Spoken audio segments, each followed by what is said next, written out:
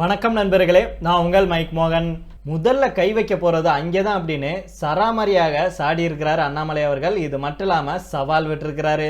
இதோட மட்டும் விடல, ஜூன் 4க்கு அப்புறம் எண்ணி சரியாக 100 நாள் தான் அப்படின்ட்டு கோவையில் நடக்க போகும் சம்பவம் அண்ணாமலை அவர்கள் அதிரடியான ஒரு வாக்குறுதி ஒன்று கொடுத்திருக்கிறாரு. இதை கண்டு இப்ப எதிர்கட்சியினர் அலற ஆரம்பிச்சிருக்காங்க. இப்படி அடிமேல அடி கொடுத்திருக்கும் அண்ணாமலை அவர்களுடைய இந்த அதிரடியான மூவ் பத்தி நம்ம இந்த வீடியோல தெரிஞ்சுக்கலாம். இதனால திமுகவினர் இப்போ அலற ஆரம்பிச்சிருக்காங்க. இதை தொடர்ந்து கடைசியாக பாத்தீங்கன்னா 5 தொகுதிகள் டார்கெட் பாஜக மாஸ்டர் பிளான் போட்டு ஒரு ஆளை களமிறக்கி இருக்காங்க. நேரடியாக களமிறங்குறார் அப்படிங்கிற தகவல் வெளியாயிருக்கு. இதை பற்றிய முக்கியமான செய்தியை நாம் இந்த வீடியோல தெரிஞ்சுக்கலாம். அதுக்கு முன்னாடி நம்முடைய சேனலை சப்ஸ்கிரைப் பண்ணாம பார்க்கும் நண்பர்கள் தவறாம சப்ஸ்கிரைப் பண்ணிட்டு பாருங்க. புதுசா நம்முடைய வீடியோ பாக்குறீங்கனாலும் சப்ஸ்கிரைப் பண்ணிட்டு பாருங்க. அதே போல நம்முடைய ஃபேஸ்புக் பேஜையும் தவறாம ஃபாலோ பண்ணிக்கோங்க. கோவை மக்களவை தொகுதியில் போட்டியிடும் தமிழக பாஜக தலைவர் அண்ணாமலை இன்னைக்கு செய்தியாளர்களை சந்திச்சாரு. அப்போது பேசிய அவர் திமுகவை கடுமையாக சாடி இருக்கிறாரு. திமுக ஆட்சியில ஊடக சுதந்திரம் இல்லை அப்படின்னு சொன்ன அண்ணாமலை கோவை மாநகராட்சியில பினாயில் வாங்கியது முதல் பல ஊழல்கள் உள்ளது அப்படின்னும் அதை பத்திரிகையாளர்கள் வெளிப்படுத்தினா டாடா ஸ்கை அரசு கேபிள்ல உங்கள் சேனல் இருக்காது அப்படின்னு விமர்சனம் செஞ்சாரு. மேலும் ஊழல் குறித்து செய்தி வெளியிட்டால் திமுகவினர் தண்ணீர் லாரியை விட்டு ஏற்றி விடுவார்கள் அப்படின்னு சொன்னாரு. 2024க்கு அப்புறம் எத்தனை ஐபிஎஸ் அதிகாரிகள் ஜெயிலுக்கு போவாங்க அப்படின்னு பாருங்க அப்படின்னு சொன்ன அண்ணாமலை அவர்கள் திமுகவின் வேறாக மோசமான ஆட்கள் தான் இருக்காங்க அப்படின்னு அவர் சொல்லியிருக்கிறாரு. 2024க்கு அப்புறம் முதல்ல கை வைக்க போவது காக்கி சட்டை போட்ட அதிகாரிகளை தான் அப்படின்னு சொல்லியிருக்கிறாரு. மேலும் ஊழல் யூனிவர்சிட்டிக்கு வேந்தராக பிரதமர் அவர்கள் இருக்கிறார் அப்படின்னா ஸ்டாலின் ஊழல் யூனிவர்சிட்டி அப்படின்னு அவர் சொல்லியிருக்கிறாரு. தொடர்ந்து பேசிய அண்ணாமலை அவர்கள் என்ன சொன்னார்னா, என்னை பார்த்தால் பவர் மேல ஆசை இருப்பது போல தெரிகிறதா அப்படின்னு கேள்வி எழுப்பிட்டு அதுக்கு பதிலும் சொல்லியிருக்கிறாரு. பவர் மேல ஆசை இருந்தா இப்படி எல்லாம் நான் பேச மாட்டேன் அப்படின்னு சொல்லி கேள்வி எழுப்பியிருக்கிறார் அண்ணாமலை அவர்கள். மேலும் நான் பவருக்கு ஆசைப்படல, முக்கியமா நகர உள்கட்டமைப்புகளை மேம்படுத்தணும், தண்ணீர், சாலை வசதி ஆகியவற்றை மேம்படுத்த வேண்டும் அப்படின்னும் ஆனைமலை நல்லாறு திட்டம் தொடர்பாக அதிமுக 70 ஆண்டுகளாக நாடகம் நடத்திட்டு வருது அப்படின்னு குற்றம் சாட்டினாரு. மேலும் தொழில் மற்றும் விவசாயத்தை மேம்படுத்த வேண்டும் அப்படின்னும் அண்ணாமலை அவர்கள் தெரிவிச்சிருக்கிறாரு.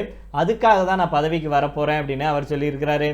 அதே போல தொடர்ந்து பேசிய அண்ணாமலை அவர்கள் இந்தி கூட்டணியின் விவாதம் நாம எத்தனை இடங்கள்ல வெல்வோம் அப்படிங்கிறது கிடையாது. அதாவது இந்தி கூட்டணி எத்தனை இடங்கள்ல வெல்வோம் அப்படிங்கிறது கிடையாது. ஆனா பாஜக 400 வாங்கிவிடக் கூடாது அப்படிங்கிறதா தான் இருக்காங்க. பாஜக 400 வாங்கக்கூடாது அப்படின்னு கங்கணம் கட்டிட்டு அலைகிறாங்க. பண அரசியல் அப்படிங்கிற பேயை மக்கள் கோவையிலிருந்து விரட்ட போறாங்க அப்படின்னும் அண்ணாமலை அவர்கள் தெரிவிச்சிருக்கிறாரு. மேலும் பேயை ஓட்டுவதை போல மக்கள் பண அரசியலை ஓட்ட போறாங்க அப்படின்னு சொல்லியிருக்கிறாரு. இதோட மட்டும் மனுஷன் விடல, மீண்டும் என்ன சொல்லியிருக்கிறாருன்னா, ஜூன் 4க்கு அப்புறம் சரியாக எண்ணிக்கோங்க 100 நாள் தான் கோவையில் நடக்க போது முக்கியமான சம்பவம் அப்படின்னு சொல்லியிருக்கிறாரு. நாடாளுமன்ற மக்களவை தேர்தல் நாடு முழுவதும் 7 கட்டங்களாக நடைபெற இருக்கு. வரும் 19ஆம் தேதி தொடங்கும் தேர்தல் வரும் ஜூன் 1ஆம் தேதி நிறைவடையுது. தமிழகத்தில் ஏப்ரல் 19ஆம் தேதி ஒரே கட்டமாக தேர்தல் நடைபெறுது. இதனை முன்னிட்டு அரசியல் கட்சிகள் தீவிர பிரச்சாரத்தில் ஈடுபட்டு வர்றாங்க. அந்த வகையில தான் அண்ணாமலை அவர்கள் இன்னைக்கு காலையிலேயே சிங்காநல்லூர் பகுதியில் பிரச்சாரம் மேற்கொண்டாரு.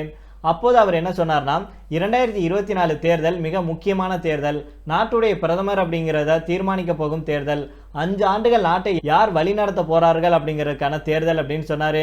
மேலும் கண்ணுக்கு எட்டிய தூரம் வரை மோடி தான் இருக்கிறாரு.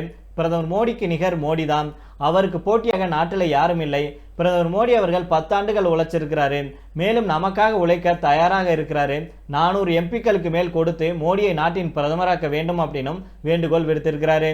தொடர்ந்து பேசிய அண்ணாமலை அவர்கள் கோவை தொகுதியில் உங்கள் வீட்டு பிள்ளையாக அன்பு தம்பியாக அண்ணாமலை ஆகிய நான் போட்டியிடுறேன், என்னை வெற்றி பெற செய்யுங்கள். ஜூன் 4ஆம் தேதி வாக்கு எண்ணிக்கை முடிஞ்சு 100 நாட்களுக்குள் கோவையில் மத்திய போதைப்பொருள் தடுப்பு பிரிவு அலுவலகம் திறக்கப்படும் அப்படின்னு உறுதியளிச்சிருக்கிறாரு. மேலும் சமூக விரோதிகள் மீது கடுமையான நடவடிக்கை எடுக்கும் கட்சி பாஜக தான் அப்படின்னு சொன்ன அண்ணாமலை அவர்கள் மற்ற கட்சிகளில் எல்லாம் சமூக விரோதிகள் அதிகமாக இருக்காங்க, திமுகவுல சமூக விரோதிகள் கலந்து இருக்காங்க. வாக்குகள் வரும் ஜூன் 4ஆம் தேதி எண்ணப்பட்டு அன்றைய தினமே முடிவுகள் அறிவிக்கப்பட இருக்கு. அதனால ஜூன் 4க்கு அப்புறம் சரியாக 100 நாள் தான், அதுக்கப்புறம் என்னுடைய அதிரடி வேற மாதிரி இருக்கும் அப்படின்னு சொல்லி அண்ணாமலை அவர்கள் சொல்லியிருக்காங்க. இது மட்டும் இல்லாம உங்க அப்பா டிஆர் பாலு தான் சமூக விரோதி, ஜூன் 4ஆம் தேதி கொங்கு மண்டலம் யாருக்குன்னு பார்த்துடலாம் அப்படின்னு சவால் விட்டுருக்கிறாரு அண்ணாமலை அவர்கள். எடப்பாடி பழனிசாமி ரோடு ஷோ சென்றால் அதில் எத்தனை பேர் வருவாங்க, யாரும் வரமாட்டாங்க அப்படின்னு அவங்களுக்கே தெரியும். பணத்தை கொடுத்து கூட்டம் கூட்டுபவர்கள் ரோடு ஷோ சென்றால் கூட்டம் வராது அப்படின்னு அண்ணாமலை அவர்கள் சாடி இருக்கிறாரு. மேலும் பண அரசியல் அப்படிங்கிற பேயை ஓட்ட கோவை மக்கள் கையில வேப்பலை வைத்துக் கொண்டு தயாராக இருக்கிறாங்க அப்படின்னு அண்ணாமலை அவர்கள் சொல்லியிருக்கிறாரு. இது மட்டும் இல்லாம பாஜக தலைவர்கள் செய்வது ரோடு ஷோ அல்ல, மக்கள் தரிசன யாத்திரை. மக்களை தரிசிப்பதற்காகவே பாஜக தலைவர்கள் தமிழகம் வர்றாங்க. ஒரு பிரதமர் இப்படி மக்கள் அருகில வந்து பார்க்கிறார் என்றால் அது மக்கள் மீது அவர் வைத்துள்ள அன்பை காட்டுது. மற்ற அரசியல் கட்சி தலைவர்கள் யாரும் ரோடு ஷோ செல்ல தயாரா? எடப்பாடி பழனிசாமி அவர்கள் ரோடு ஷோ சென்றால் அதில் எத்தனை பேர் வந்து வருவாங்க? யாரும் வரமாட்டாங்க அப்படிங்கிறது எல்லாத்துக்குமே தெரியும். பணத்தை கொடுத்து கூட்டம் கூட்டுபவர்கள் ரோடு ஷோ சென்றால் கூட்டம் வராது. களத்தில் திமுகவுக்கும் பாஜகவுக்கும் இடையே தான் போட்டி. மத்தியில் பாஜகவும் மாநிலத்தில் திமுக ஆட்சியும் இருக்கு. அதனால இந்த இரண்டு கட்சிகளுக்கு இடையே தானே போட்டி. களத்தில் யார் போட்டியாளர்களாக இருக்கிறார்களோ அவர்கள் செய்கிற தவறைத்தான் சொல்ல முடியும். அதனால தான் பிரதமர் மோடி அவர்கள் மேடைகளில் திமுகவை மட்டும் பேசி அதிமுகவை பற்றி பேசல. எடப்பாடி பழனிசாமி அவர்கள் பிரச்சாரத்தில் பழைய பஞ்சாங்கத்தையே பேசிட்டு வர்றாரு. பாஜகவில் இருக்கிறவங்க எல்லாம் சமூக விரோதிகள் அப்படின்னு சொன்னாரு அமைச்சர் டிஆர்பி ராஜா. அவருடைய தந்தை டிஆர் பாலு தான் முதல் சமூக விரோதி. சாராயம் விற்கிறவங்க எல்லாம் சமூக விரோதிகள் தானே? அப்படின்னா டிஆர் பாலு சமூக விரோதி தான். சமூக விரோதியுடைய பையனாக இருந்து கொண்டு டிஆர்பி ராஜா இப்படி பேசுவது நகைச்சுவையாக இருக்கு. மேலும் பேசிய அவர், ஊழல் பல்கலைக்கழகத்துக்கு பெயரை ஸ்டாலின் அப்படின்னு வச்சா அதுல வேந்தராக மோடி அவர்கள் இருப்பாரு. பல்கலைக்கழகங்களில் நடக்கும் பிரச்சனைகளை வேந்தர்கள் தான் வெளிக்கொண்டு வருவாங்க. பண அரசியல் அப்படிங்கிற பேயை ஓட்ட கோவை மக்கள் கையில வேப்பிலை வச்சு இருக்காங்க. வேப்பிலையோடு காத்திருக்கும் கோவை தொகுதி மக்கள் ஜூன் 4ஆம் தேதி பண அரசியல் பேயை ஓட்டி விடுவாங்க. ஜூன் 4ஆம் தேதி கொங்கு மண்டலம் யாருக்கு அப்படிங்கிறத பார்த்திடலாம் அப்படின்னு அண்ணாமலை அவர்கள் சவால் விடுத்திருக்கிறாரு. இது மட்டும் இல்லாம தமிழ்நாடு உளவுத்துறை வந்து என்னுடைய செல்போனை வந்து ஒட்டு கேட்குது, செந்தில் பாலாஜிக்கும் இந்த தகவல் போகுது அப்படின்னு அண்ணாமலை அவர்கள் கடுமையாக சாடி இருக்கிறாரு. அதாவது தமிழக உளவுத்துறை போலீஸ் என்னுடைய செல்போனை ஒட்டு கேட்கிறாங்க, என்னுடைய மனைவி, என்னுடைய சகோதரி, என்னுடைய நண்பர்கள் செல்போனை ஒட்டு கேட்கிறாங்க. சிறையில் இருக்கும் செந்தில் பாலாஜிக்கும் இந்த தகவல் பரிமாறப்படுது அப்படின்னும் அண்ணாமலை அவர்கள் குற்றம் சாட்டி இருக்கிறாரு. தேர்தல் நெருங்க நெருங்க பிரச்சாரம் வந்து அனல் பறக்குது அப்படின்னே சொல்லலாம். அரசியல் தலைவர்கள் மாறி மாறி பரபரப்பான குற்றச்சாட்டுகளை முன் வச்சுட்டும் வர்றாங்க. இந்த நிலையில தான் அண்ணாமலை அவர்கள் தன்னுடைய போனை வந்து ஒட்டு கேட்கிறாங்க அப்படின்னு சொன்னது பரபரப்பை ஏற்படுத்தி இருக்கு. மேலும் அவர் என்ன சொல்றாருன்னா, கோவையில என்னை கண்காணிக்க சிறப்பு குழு ஒன்றை உளவுத்துறை அமைச்சிருக்கு.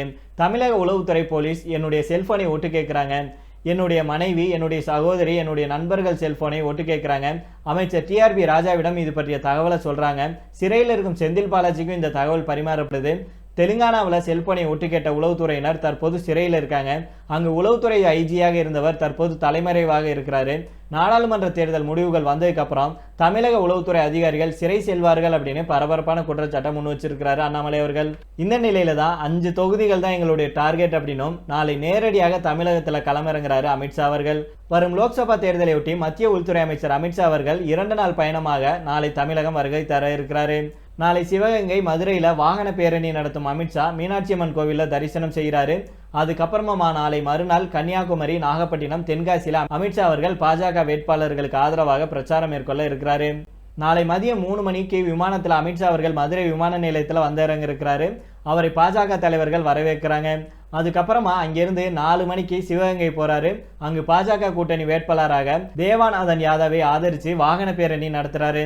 அதுக்கப்புறமா நாளை மறுநாள் அமித்ஷா அவர்கள் 2 நாள் பிரச்சாரம் தொடங்குறாரு.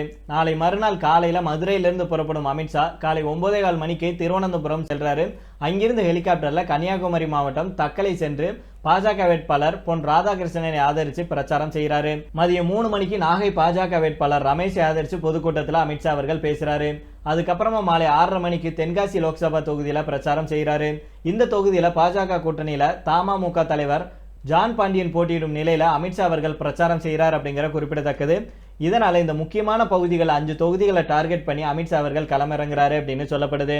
பாஜகவுடைய மாஸ்டர் பிளான் வேற லெவல்ல இருக்கு அப்படின்னு பலரும் சொல்றாங்க. அதனால பொறுத்திருந்து பார்ப்போம் நண்பர்களே. இப்போ இதோட நாம் இந்த வீடியோ முடித்துக் கொள்ளலாம். இதை பற்றி உங்களுடைய கருத்துக்களையும் கீழே கமெண்ட் பாக்ஸில் சொல்லுங்க. மீண்டும் நாளை வேறொரு செய்திகளுடன் உங்களை சந்திக்கிறேன். நன்றி, வணக்கம்.